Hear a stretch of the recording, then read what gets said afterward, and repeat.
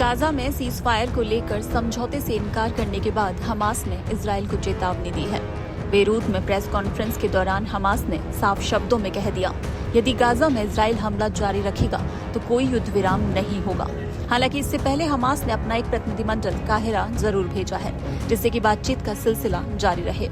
Hamas ने सोमवार को बंधकों की रिहाई के लिए सशर्त युद्ध विराम पर अपनी सहमति दे दी थी, लेकिन इजरायल के कदम पीछे हटने से युद्ध विराम समझौता फिर से लटक गया। हमास अधिकारी ओसामा हमदान ने इसके लिए सीधे तौर पर अमेरिका और इजरायल को जिम्मेदार ठहराया है। इसके साथ ही कहा कि अब गेंद उनके पाले में है, फैसला इजरायल को लेना है।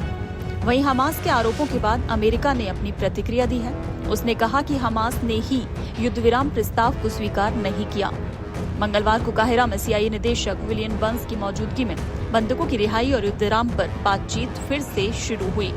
अब सबकी नजरें दोबारा शुरू हुई बातचीत पर टिकी है। हालांकि इस बीच इजरायल का गाजा में हमले जारी हैं। रफा में कई हवाई हमले किए और अब जमीनी हमले के लिए टैंक भी भेजने लगा। इससे पहले यहाँ के लोगों को रफा खाली करने को भी कहा गया है। इस वजह से लोग फिर से पलायन को मजबूर हो गए हैं। वहीं अमेरिका का कहना है कि इजरायल का सीमित ऑपरेशन प्रतीत होता है। इससे पहले इजरायल ने हमास की सीज फायर डील को मानने से इनकार कर दिया था। उसका कहना था कि हमास ने जिस डील पर सहमति जताई है वो इजरायली मांगों से कोसों दूर है, लिहाजा इजरायल आगे की बातचीत के लिए वो एक प्रतिनिधिमंडल काहिरा भेजने की तैयारी कर रहा है।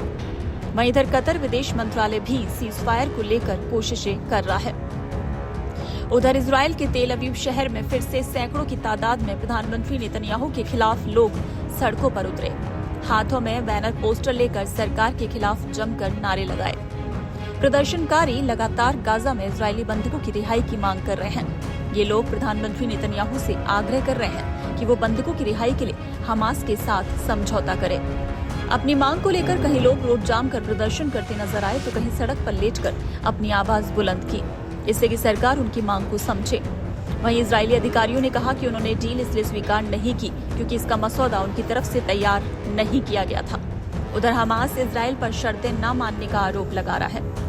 आपको बता दें कि 7 अक्टूबर को हमास ने हमला कर 252 इजरायलियों को बंधक बनाया था। इसमें से पिछले साल एक सशर्त डील के तहत 100 से ज्यादा बंधकों को रिहा किया गया था। इसके बाद बाकी की रिहाई के लिए काहिरा और दोहा में कई दौर की वार्ता चली, लेकिन वो बेनतीजा रही। खासतौर पर अमेरिका, मिस्र और कतर इसके लिए लगातार कोशिश कर रहे हैं।